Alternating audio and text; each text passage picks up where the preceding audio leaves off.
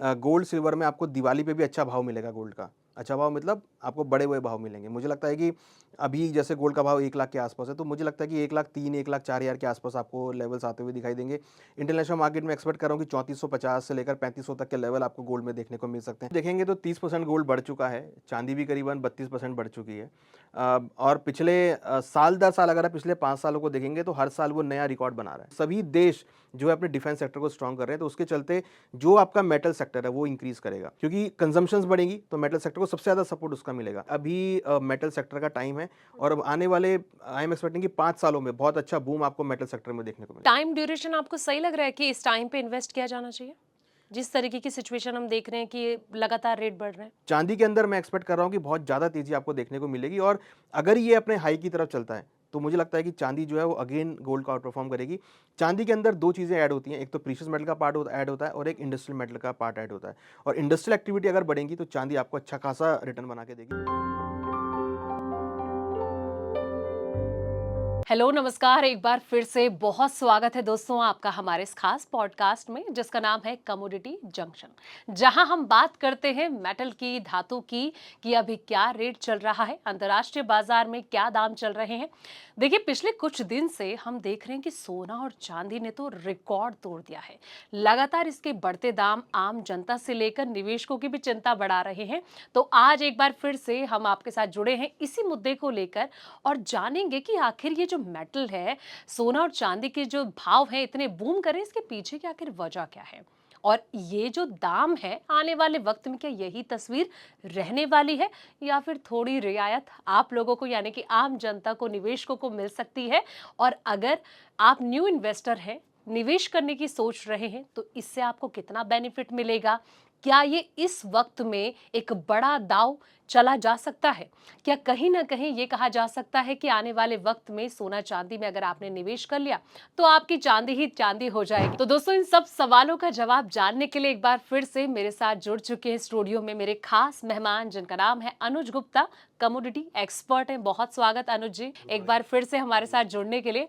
पिछले पॉडकास्ट में हालांकि बहुत प्यार आम जनता ने दिया था, जितने हमारे व्यूवर्स हैं उन्होंने दिया था, बहुत सारे सवाल थे सर उनके कि आखिर ये जो दाम है कहाँ तक जाएगा, उनकी भी प्रिडिक्शन थी, वो भी अपना अंदेशा लगा रहे थे कमेंट में। तो इस बार आखिर मैं ये कहूंगी कि क्या हो गया सोना चांदी को, कहाँ तक जाएगा ये? देखिए, पहले तो संध्या जी मैं ये कहना चाहूँगा कि ये एक कोइंसिडेंस है, टाइमिंग है कि जब भी हम ये शो करते हैं, गोल्ड नई ऊँचाइयों पे होता है। हमने पिछले हाँ, 2-3 आप पॉडकास्ट किए हैं। प्रिडिक्शन कुछ और करते हैं, फिर कुछ दिन के बाद कहीं और कहीं बूम और कर चला जाता जाता है, है। तो यस। हमारे जो टारगेट्स है उससे भी ऊपर चला जाता है। हम्म। तो ये कोइंसिडेंस है, टाइमिंग है, आई डोंट नो क्या है, बट हम बिल्कुल सही टाइम पर, इसको मैं टाइमिंग बोलना चाहूँगा कि हम बिल्कुल सही टाइम पे हम ये पॉडकास्ट करते हैं कि जो व्यूअर्स हैं उनको एग्जैक्ट नॉलेज मिलती है कि क्या उनको इन्वेस्टमेंट करना है। हम जो गोल्ड को ट्रैक कर रहे हैं, करीबन 95,000 से हम देख रहे हैं, हर महीने गोल्ड का भाव ऊपर चल रहा है। जैसे ही जोरेम पोवेल साहब ने जो बिल्कुल। सिंपोजियम था वहाँ से जैसे इन्होंने बोला, तो एक रैली गोल्ड में आती हुई दिखाई दी और गोल्ड का भाव अगेन 1 लाख के ऊपर आया और सिल्वर का भाव ऑलमोस्ट 1,16,000 के आसपास आया। तो कहीं ना कहीं जैसे ही सेंटीमेंट जो मार्केट के थोड़े से पॉजिटिव हुए, इंटरेस्ट रेट कट को लेके गोल्ड में रैली कंटिन्यूस होती हुई दिखाई दी। तो गोल्ड के अंदर इस टाइम बहुत सारे ऐसे फैक्टर हैं जो गोल्ड को सपोर्ट प्रोवाइड कर रहे हैं, चाहे वो जियो पॉलिटिकल के फ्रंट पे हो, चाहे टैरिफ के फ्रंट पे हो, चाहे यूएस के अंदर पॉलिटिकल अनसर्टेनिटी हो, क्योंकि ट्रम्प साहब चाह रहे हैं कि वो जोरेम पोवेल को फायर कर दें। हाँ। उन्होंने अभी कुक को भी फायर किया है। तो बहुत सारी चीजें चल रही हैं जो कि कहीं ना कहीं गोल्ड के लेवल पर सपोर्ट लेती हुई दिख रही हैं। तो मुझे लगता है कि गोल्ड का जो ट्रेंड है वो आगे भी आपको ऐसी चमकता हुआ दिखाई देगा। मतलब आप ये कह रहे हैं कि आप डरा रहे हैं हमारे व्यूवर्स को कि ट्रेंड ऐसी चमकता हुआ दिख सकता है, लेकिन नीचे आने की कोई गुंजाइश अभी है नहीं। देखिए, डरा नहीं रहा, बट ये जरूर कह रहा हूं कि आप कॉशियस रहें और अपने पोर्टफोलियो को जरूर गोल्ड के अंदर आप डाल के रखें, क्योंकि गोल्ड एक ऐसा प्रोडक्ट है, अगर कहीं भी अनसर्टेनिटी होगी, चाहे वो इक्विटी मार्केट में हो या कहीं वॉर सिचुएशन हो या कहीं टैरिफ का इशू हो, क्योंकि देखिए टैरिफ भी लगे रहे हैं और कहीं ना कहीं वॉर सिचुएशन भी बन रही है। हालांकि आपने देखा होगा ट्रम्प, पुतिन और जेलेंस्की तीनों ने मीटिंग करी, बिल्कुल। बट कोई क्लैरिटी नहीं आ पाई कोई अभी तक। नतीजा ही कोई सामने नहीं नतीजा नहीं आया। आया, खाली उन्होंने बोला कि ठीक है हम वॉर खत्म करेंगे, बट किन शर्तों पे वॉर खत्म होगी ये बहुत बड़ा क्वेश्चन है जो अभी भी सामने है। कोई सॉल्यूशन नहीं निकला। तो मुझे लगता है कि ये निकलने वाला भी नहीं है, क्योंकि जो उनके एरियाज हैं वो बहुत ऐसे एरिया हैं जो छोड़ना नहीं चाहेगा कोई भी। तो और कहीं ना कहीं जो व्यापार है, अगर आप देखिए ट्रम्प ने टैरिफ लगाया कि अगर आप रशिया से माल लेते हो आपको टैरिफ लगा दिया, अगर आप रशिया इंडिया को उन्होंने बोला 50% टैरिफ लगा दिया, तो ये भी एक वॉर का ही पार्ट है कि आप अगर उससे माल लोगे तो मैं आप पर टैरिफ लगा दूंगा। तो दैट इज अनडायरेक्टली वॉर कि आप उससे आप ट्रेड मत करो। तो अगर रशिया से हम ट्रेड नहीं करेंगे तो रशिया को भी नुकसान है और हमें भी नुकसान है। तो कौन देश चाहेगा कि उससे व्यापार ना बढ़े? तो ऐसे में मुझे नहीं लगता कि रशिया जो है वो ट्रम्प की बात मानेगा, और कहीं ना कहीं हो सकता है कि आगे चलकर ये दोबारा से एक जियोपॉलिटिकल टेंशन का रूप ले लेगा। देखिए 50% टैरिफ की हम बात कर रहे हैं। यस। देखिए कहीं ना कहीं एक नाराजगी, एक जेलेसी जो ट्रम्प के जहन में है ना इस वक्त भारत को लेकर, वो भले कितना दोस्त दोस्त कर ले, लेकिन कहीं ना कहीं वो बहुत, एक कहते हैं ना, माइंडसेट अलग ही है। यस यस वो यस कब क्या यस कह दें, कब क्या लगा दें, उनका कुछ नहीं पता। यस। लेकिन अभी ये 50% टैरिफ का जो एडिशनल हुआ है, कितना इम्पैक्ट आने वाले वक्त में पड़ सकता है? जैसे कि हम मार्केट में देख ही रहे, देखिए हरियाली थी, उसके बाद फिर हमने डिप देखा, निवेशक जो है कि यस उनके यस यस। फ्लक्चुएशन लगी रहा है उनके माइंड में। लेकिन इसको लेकर क्या कहेंगे आप? देखिए इंडिया के लिए कोई ज़्यादा बड़ा इशू नहीं है टैरिफ को लेके, क्योंकि हम बहुत कम क्वांटिटी में, ऑलमोस्ट जीडीपी का 1.5% के आसपास ही हम खाली यूएस से ट्रेड करते हैं, तो कोई बड़ा इम्पैक्ट नहीं है।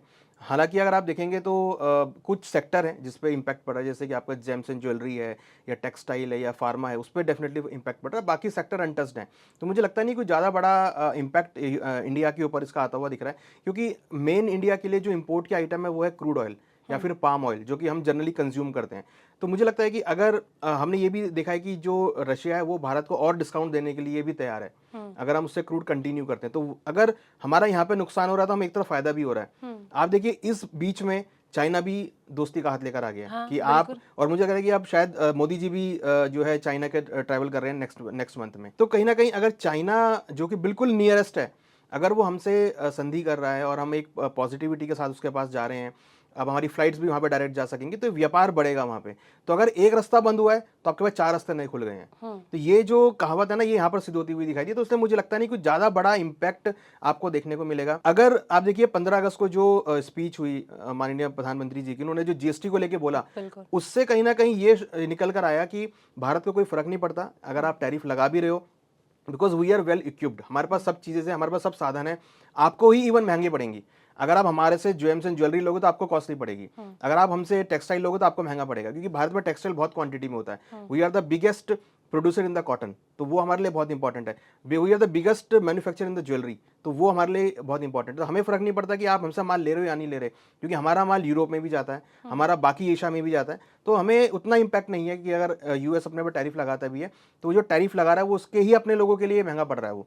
तो हमें इतना, मुझे नहीं लगता कि कोई ज़्यादा बड़ा इम्पैक्ट पड़ेगा। हाँ, शॉर्ट टर्म पड़ सकता है, बट लॉन्ग टर्म में कोई ऐसा नेगेटिव नहीं है। तो आई थिंक कि it is not a very bad thing. Anuj, यहाँ पे आपने चाइना की भी बात करी, संधि की बात हो रही है, लेकिन मुझे ऐसा लगता है ना कि अमेरिका की नैले पे दैला है ये मतलब ये कहा जा सकता है कि जैसे ट्रम्प की बयानबाजी को लेकर कहा जाए कि अभी वो बिल्कुल अच्छा भी बोल देंगे, कुछ देर में बुरा भी बोल यस देंगे। Yes China yes. भी अभी संधि करने के मूड में है।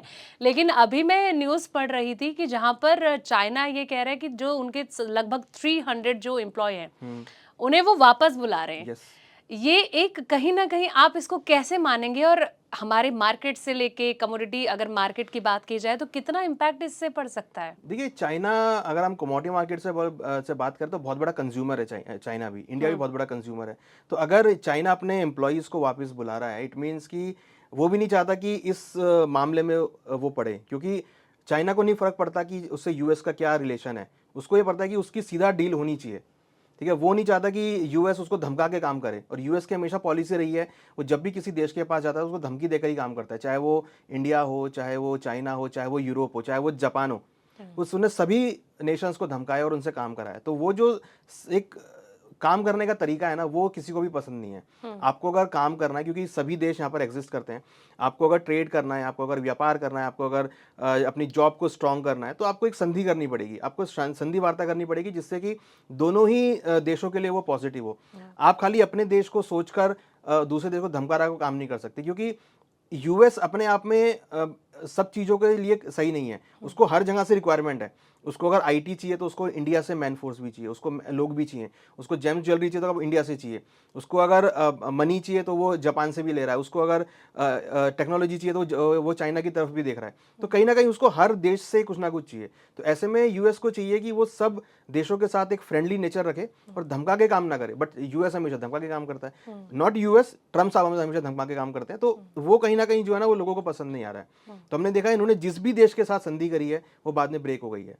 तो मुझे लगता है कि ये जो अब पुतिन के साथ या जेलेंस्की के साथ कर रहे हैं वो भी आगे ब्रेक होती हुई दिखाई देगी। इंडिया के साथ जो कर रहे हैं वो वापस वो मुझे लगता है कि रैशनलाइज हो जाएगा, क्योंकि उनको दिखेगा कि जब चीज़ें महंगी पड़ेंगी तो अपने आप ही वो नीचे आते हुए दिखाई देंगे।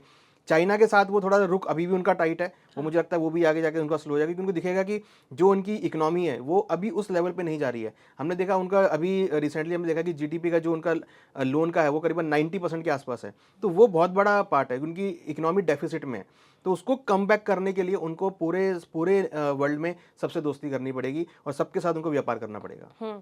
बिल्कुल, ये तो एक मजबूरी भी हो जाती है। देखिए, जी। कभी-कभी क्या होता है ना कि थोड़ा स्टेप भी लेना पीछे पड़ जाना पड़ता है आगे निकलने के लिए। यस। एक सवाल मेरा ये है कि देखिए, हम अगर मैं 2023 की बात करूँ, 15% बूम देखने को मिला था यस। गोल्ड में लगभग, अगर मैं गलत नहीं हूँ यस। तो। अगले साल की बात करूँ 24 की, तो लगभग 22-23% हमने बूम देखा, यस। लेकिन इस बार सारे रिकॉर्ड टूट यस। चुके हैं। यस। सोना तो सोना, चांदी भी रिकॉर्ड तोड़ रहा है। यस। इस साल के एंड तक आप क्या प्रिडिक्ट करेंगे? देखिए, मैं अभी आप इसलिए भी हँस रहे हैं क्योंकि जो आप प्रिडिक्ट करते हैं फिर कुछ महीने बाद कुछ और चेंज हो चेंज हो रही है। जाती है। यस। क्या लगता है आपको? क्या अंदेशा है आपका? देखिए, अभी तक आप देखेंगे तो 30% गोल्ड बढ़ चुका है, चांदी भी करीबन 32% बढ़ चुकी है।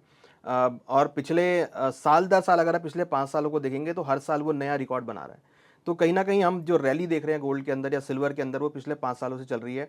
इवन लोग एक्सपेक्ट कर रहे थे कि कोविड आ गया तो गोल्ड के भाव नीचे जाएँगे। तो ऐसे में गोल्ड के अंदर शार्प रन-अप देखने को मिला, चाहे वो कोई भी रीज़न रहे हों, चाहे वो वॉर रीज़न रहा हो, चाहे वो इन्फ्लेशन रीज़न रहा हो, चाहे वो इक्विटी मार्केट में गिरावट रही हो, या कहीं न कहीं नेशंस के साथ जो डिस्ट्रप्शन है वो रहे हों। तो सबकी वजह से गोल्ड में सपोर्ट आता हुआ दिखाई दे। तो अगर आप अब देखेंगे तो मुझे लगता है कि गोल्ड के भावों में अगर हम एक लॉन्ग टर्म बात करें तो आई एम थिंकिंग कि गोल्ड का भाव आपको आगे भी बढ़ता हुआ दिखाई देगा, और हो सकता है कि $3700 तक अगर हम इंटरनेशनल लेवल्स की बात करें और डोमेस्टिक मार्केट की बात करें तो 1,05,000 से लेकर 1,08,000 तक के लेवल आपको हो सकता है कि ईयर एंड तक आपको आते हुए दिखाई दें, क्योंकि जैक्सन होल सिम्पोजियम में हुआ है जहां उन्होंने बोला है कि इंटरेस्ट रेट कट कर सकते हैं।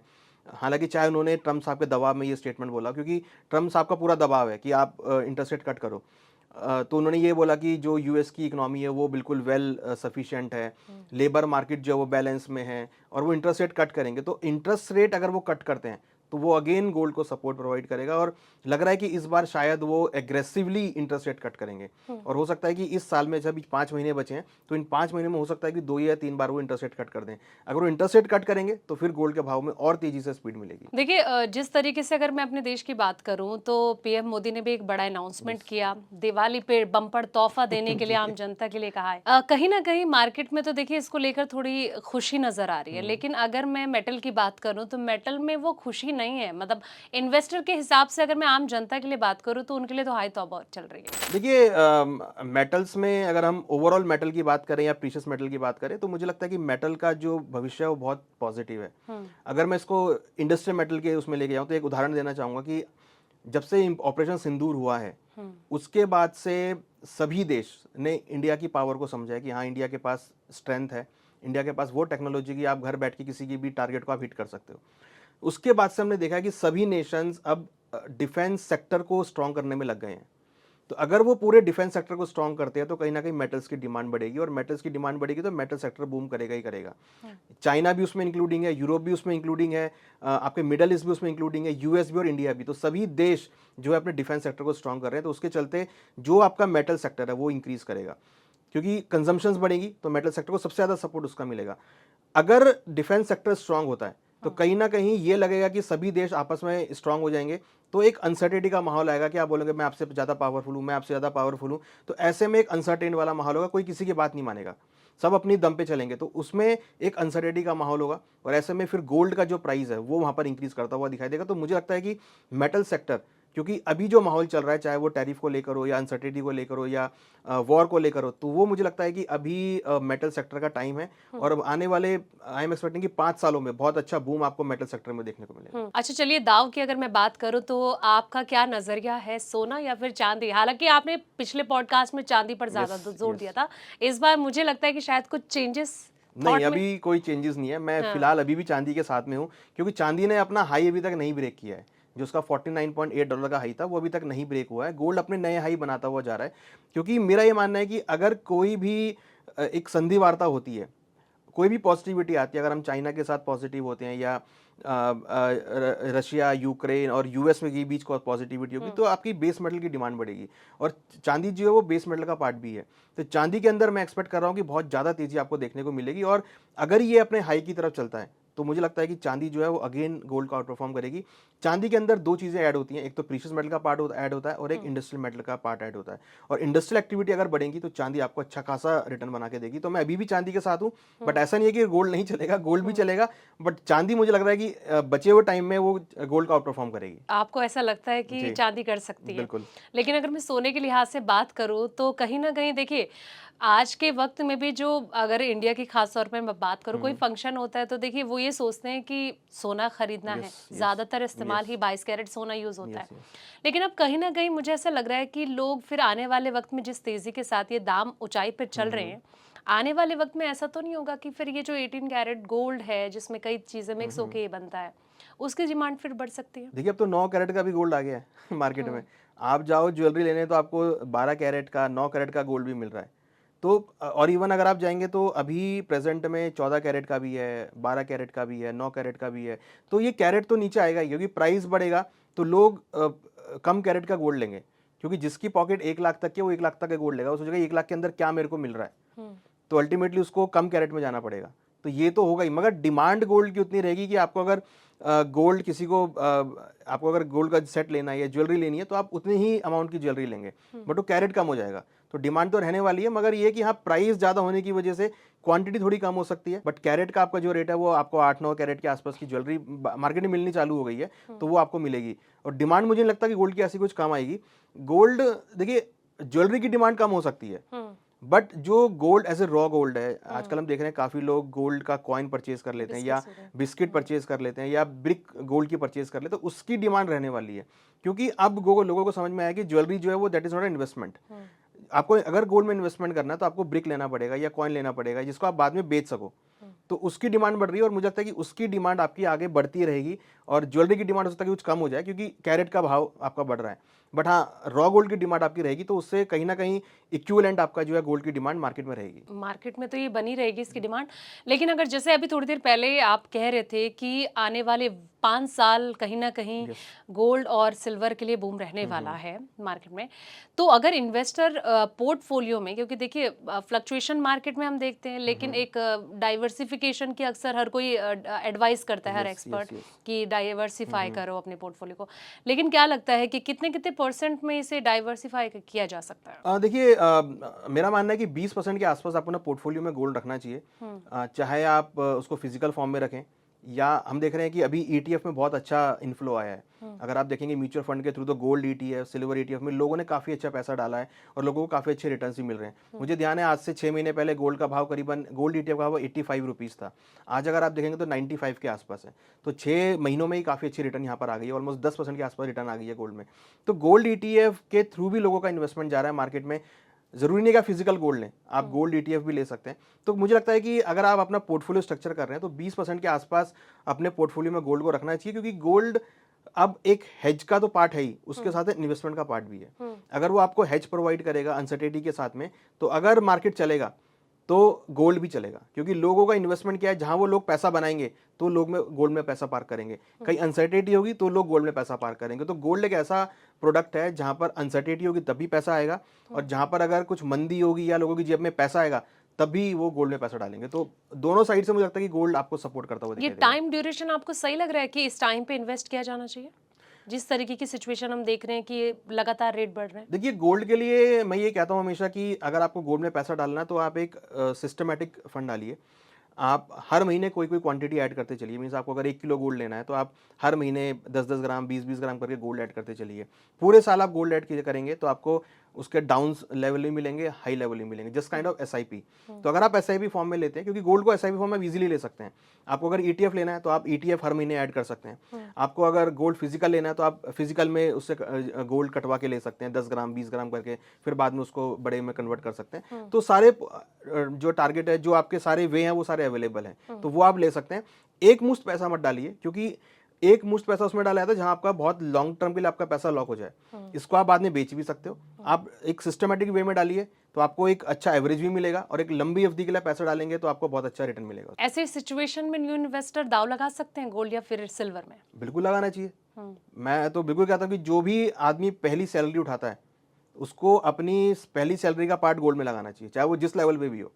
अगर उसके पास अगर कोई आईफोन ले रहा है, मैं बोलता हूँ कि अगर आप आईफोन ले रहे हो तो आप उतने अमाउंट का गोल्ड भी आप साथ में लेके रखें। अच्छा। तो अगर आईफोन का भाव आधा आएगा तो गोल्ड का भाव ऊपर बढ़ जाएगा। तो ये बिल्कुल सिंपल स्टेटमेंट है। अगर आप पहली सैलरी कमा रहे हो, चाहे आप जब भी कमाएं, आप उससे पहली सैलरी से आप उसका 10% का गोल्ड आप बाय करना चालू करो। बेशक आप ज्वेलरी फॉर्म में लो या फिर आप बार के फॉर्म में लो, बट आप चाहे आप गोल्ड ETF में लो। मैं भी काफ़ी कॉलेज स्टूडेंट से मिला हूँ, सब बोलते हैं सर हम कहाँ पैसा लगाएं। मैं बोलता हूँ आप कहीं पैसा मत लगाओ, आप सिर्फ गोल्ड ETF बाय करो। आप हर महीने 10-10 ETF बाय करना चालू करो और एक साल बाद मेरे को बताना कि क्या गोल्ड ETF का भाव रहा। तो ये वे जो है ना, क्योंकि गोल्ड अल्टीमेटली आपको हेज प्रोवाइड करेगा। अगर कहीं कुछ नहीं चला तो गोल्ड आपका चलेगा जी। जिस तरीके से हम लगातार इसको लेकर बात भी कर रहे हैं, एक सवाल मेरा ये कि आम ग्राहक के हिसाब से क्या एडवाइस करेंगे, क्योंकि देखिए ये क्या सही टाइम है?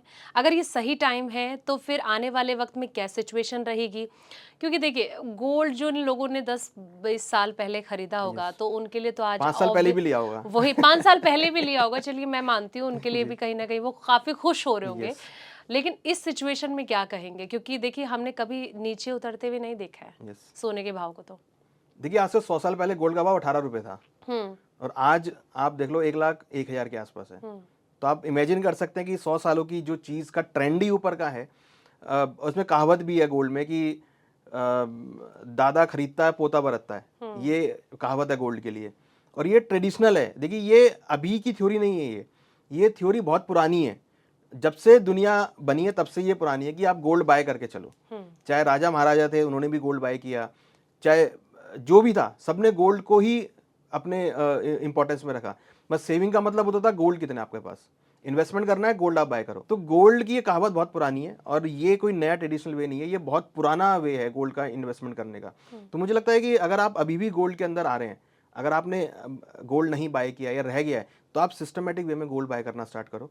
मुझे लगता है कि और आप एटलीस्ट अगर आप गोल्ड को 10 साल दोगे तो मुझे लगता है कि गोल्ड आपको इतने अच्छे रिटर्न बना के देगा जो कोई भी एसेट क्लास आपको रिटर्न बना के नहीं देगी। इसका संग खासियत क्या है कि आप इसको कहीं भी कैरी करके ले जा सकते हो। अगर आपकी जेब में गोल्ड है आप इसको कहीं भी कैरी करके ले जा सकते हो। अगर आपके पास प्रॉपर्टी आप उसको कैरी नहीं कर सकते, बट गोल्ड को क्या है, कहीं अनसर्टेनिटी आती है, कहीं कहीं कहीं जाना है आपको, सब आपको इंडिया छोड़ के बाहर जाना है, तो आप गोल्ड जेब में रख के आप बाहर जा सकते हो, आप उसको बाहर जाके यूज कर सकते हो।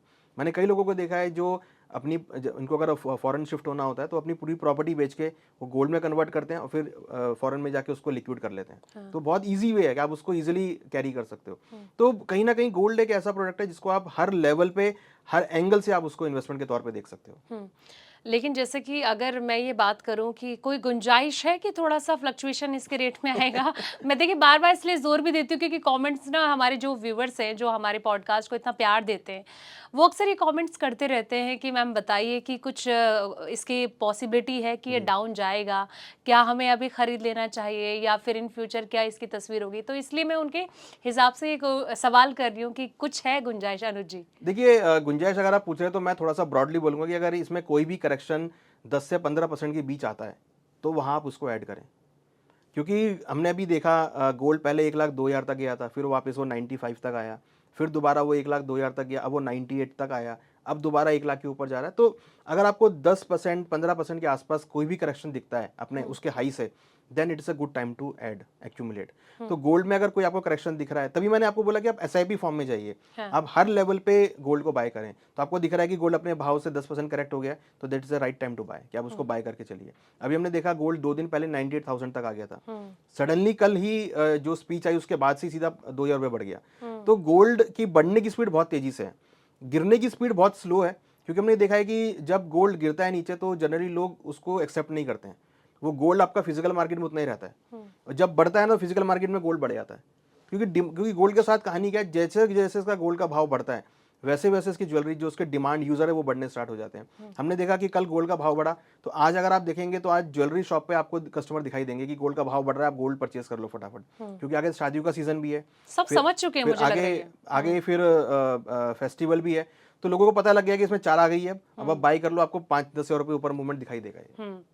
इन्फ्लेशन के हिसाब से अगर मैं बात करूं, देखिए मेटल में कितना ज़्यादा पॉसिबिलिटी लग रही है कि जैसे कि इक्विटी में तो ऑब्वियस कहते हैं कि इन्वेस्ट करो तो कहीं ना कहीं ये इन्फ्लेशन को बीट करता है। मेटल को लेकर आप क्या कहेंगे? देखिए मेटल इन्फ्लेशन को हेज करता है, बीट नहीं करता, वो उसको हेज करता है। मींस अगर आपका इन्फ्लेशन बढ़ेगा तो इसका प्राइस उतने लेवल से बढ़ जाएगा। तो अगर आपको 7% इन्फ्लेशन दिख रहा है तो ये आपको 10% बढ़ा के देगा, क्योंकि इन्फ्लेशन जैसे जैसे बढ़ेगा क्योंकि इन्फ्लेशन बढ़ता किससे, कमोडिटी से बढ़ता है। अगर इन्फ्लेशन बढ़ेगा तो आपको कमोडिटी का भाव बढ़ेगा, गोल्ड का भाव बढ़ेगा, सिल्वर का भाव बढ़ेगा। तो अगर इन्फ्लेशन बढ़ेगा तो आपको ढूंढना पड़ेगा, इन्फ्लेशन बढ़ा तो आपकी इक्विटी मार्केट में गिरावट आ जाएगी। बट अगर इन्फ्लेशन बढ़ेगा तो आपका गोल्ड का प्राइस बढ़ना स्टार्ट हो जाएगा। तो अगर आप गोल्ड आपने ले रखा है तो आपको इन्फ्लेशन की चिंता करने की जरूरत नहीं है। आपके पास अगर गोल्ड है तो आपको ये नहीं देखना कि इन्फ्लेशन कहाँ जा रहा है, क्योंकि अगर इन्फ्लेशन बढ़ेगा तो गोल्ड का भाव बढ़ना स्टार्ट हो जाएगा। तो इन्फ्लेशन और कमोडिटी का रिलेशन बिल्कुल बराबर का है। इन्फ्लेशन बढ़ेगा तो गोल्ड का भाव बढ़ना स्टार्ट हो जाएगा। तो इसलिए गोल्ड के लिए इन्फ्लेशन की चिंता करने की जरूरत नहीं है। आने वाले 4 से 5 साल में कैसे देखते हैं मेटल को, गोल्ड सिल्वर की अगर मैं बात करूं तो क्या अंदेशा, क्या प्रिडिक्शन, ये बहुत बड़ी प्रिडिक्शन आपके जरिए हो सकती है? देखिए, मुझे लगता है कि अगर हम चांदी की बात करें तो मुझे एक्सपेक्ट है कि 1.5 लाख से लेकर 2 लाख आपको चांदी का भाव 5 साल में देखने को मिल सकता है। और एक्सपेक्ट कर रहा हूँ कि इंटरनेशनल मार्केट में 60 से लेकर $80 तक के भाव आपको चांदी में देखे जा सकते हैं। वहीं अगर हम गोल्ड की बात करें तो मेरा मानना है कि 4,000 से लेकर $4,500, जो कि करीबन करीबन 1.25 लाख के आसपास, 1,25,000 से लेकर 1,40,000 के बीच गोल्ड का भाव आपको 4 से 5 साल में दिखाई देगा।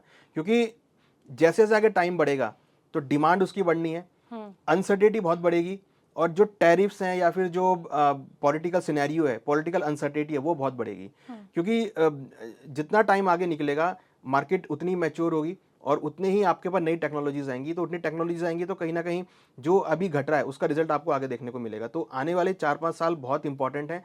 और क्योंकि देखिए, ट्रम्प साहब भी अभी 4 साल रहने वाले हैं, मोदी साहब भी 4 साल रहने वाले हैं अभी। तो अभी सभी देश अभी सेट हुए हैं और आने वाले 4-5 सालों में आपको बहुत ज़्यादा अनसर्टेनिटी देखने को मिलेगी। तो जब तक ट्रम्प साहब हैं तो मेरा मानना है कि अनसर्टेनिटी का माहौल आपको पूरा देखने को मिलेगा। ये हम 4 नवंबर से देख चुके हैं। ये टैरिफ का क्या सिचुएशन है? मतलब कभी वो कहते हैं कि हटा सकते हैं, कभी ना के बराबर हो सकता है, अब 50%। अभी क्या प्रेडिक्शन कर सकते हैं कि आने वाले वक्त में क्या इनका मूड चेंज होगा या फिर अभी यही एज इट इज रहेगा? देखिए, बिल्कुल मूड चेंज होगा इनका। इनका मूड हर हफ्ते चेंज होता है। तो मुझे लगता है कि अगले हफ्ते आपको कुछ नया स्टेटमेंट देखने को मिलेगा और अगले हफ्ते आपको नया देखने को मिलेगा। तो इनके मूड चेंज होगा। और मेरे को गट फीलिंग ये है कि शायद ये इंडिया के साथ जो टैरिफ्स है उसमें कुछ रैशनलाइज करेंगे, क्योंकि उनको पता है कि इंडिया एक ऐसी कंट्री है जहाँ से आपको बहुत सारी चीज़ें मिलती हैं। आपको वहाँ से मैन पावर मिलती है, आपको वहाँ से रिसोर्सेज मिलते हैं, आपको वहाँ से बहुत आयुर्वेदिक चीज़ें आपको मिलती हैं, टेक्सटाइल आपको वहाँ से मिलता है, बहुत सारी चीज़ें मिलती हैं जो उनके लिए बेसिक नीड है।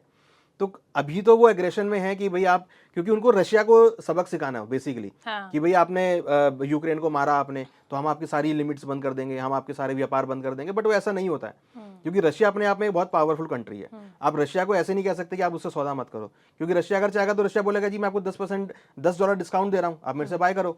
तो इंडिया डेफिनेटली बाय करेगा। नॉट इंडिया, चाइना भी बाय करेगा। चाइना नहीं, बाकी एशियन कंट्री बाय करेंगी जब उसको $10 डिस्काउंट मिलेगा। तो रशिया उस लेवल पे है कि वो डिस्काउंट देके माल खरीदवा सकता है।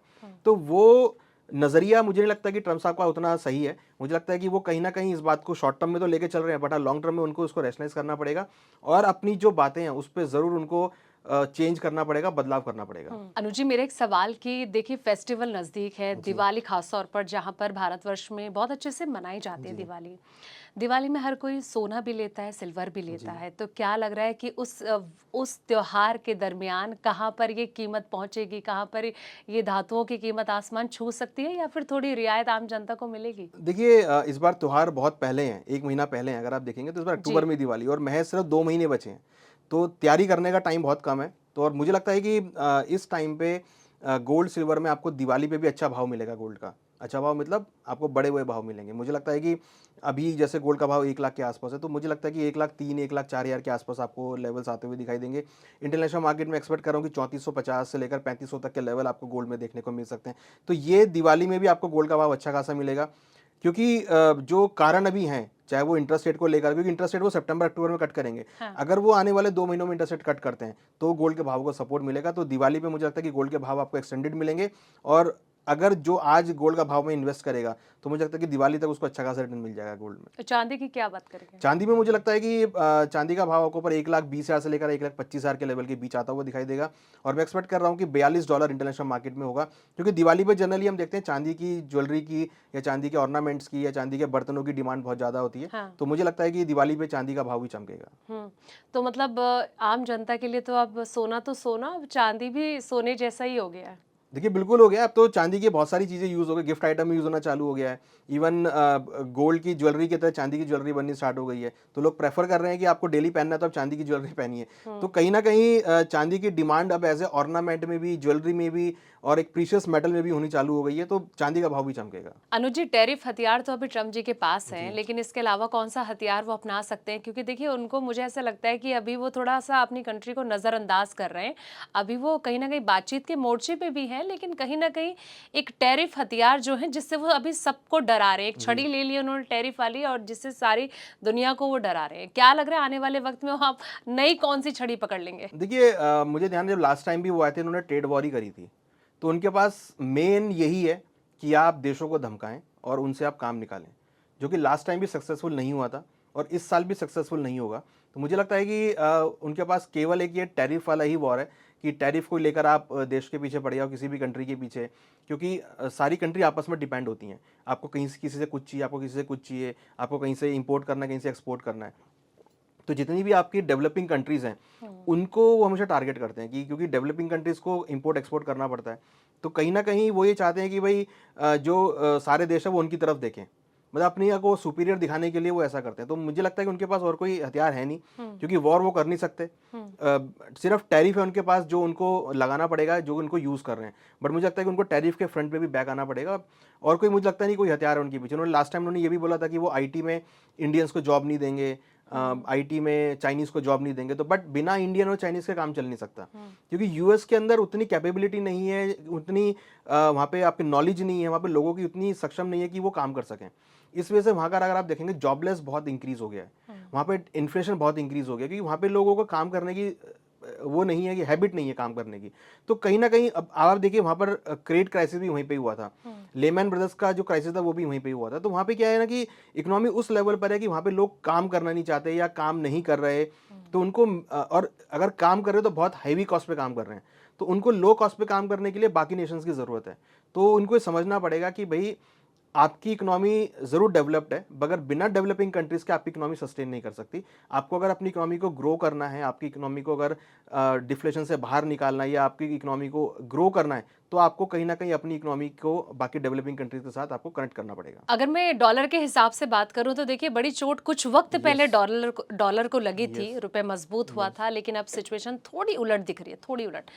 इससे कितना ज्यादा मेटल पे इम्पैक्ट पड़ सकता है, खासतौर पर गोल्ड सिल्वर की अगर मैं बात करूं? देखिए, डॉलर इंडेक्स अगर आप देखेंगे तो 97 के आसपास आ गया है। हालाँकि हमारा रुपया भी यहाँ पे वीक हुआ है। उसका सबसे बड़ा बेनिफिट जो हम चीज़ें एक्सपोर्ट कर रहे हैं उसको मिला है। तो जो हमारी एक्सपोर्ट जो हम यहाँ से कर रहे हैं उसको काफ़ी बेनिफिट मिला है। जो हमारे एक्सपोर्टर्स हैं उनको काफ़ी अच्छा फ़ायदा हुआ है।